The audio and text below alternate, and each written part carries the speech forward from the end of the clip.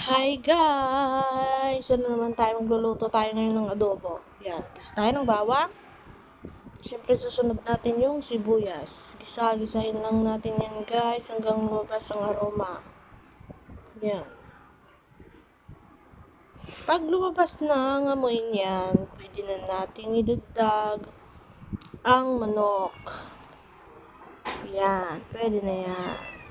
Halo-haloin lang natin yan.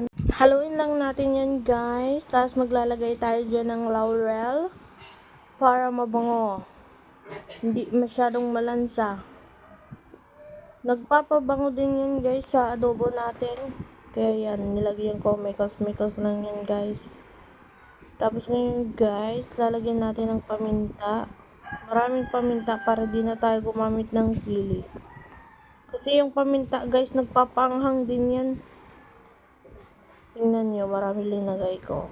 Para wala nang sili. Sakto lang yung anghang dyan. Tapos antayin lang natin yan. Kulot-kulot. Tapos maglalagay tayo dyan ng toyo.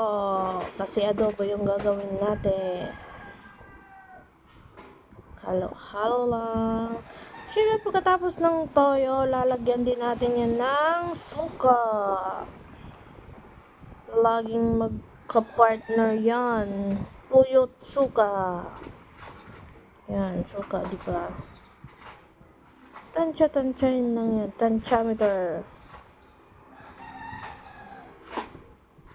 Basta makita nyo magluluto yung gagawin nyo, okay na yan. Kaya tansya-tansya lang. Tapos dyan, nilalagay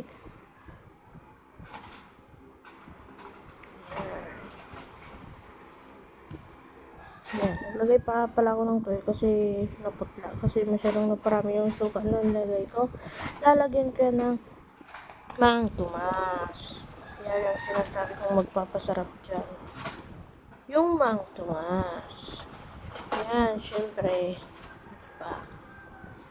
Yan, nalagay natin yung sarsa. Tapos maglalagay din ako dyan ng pampalasa pa.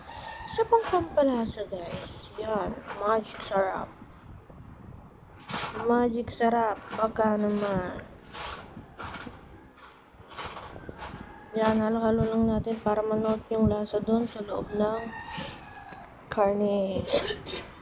At ayun pa guys, may umupo pa sa likod ko.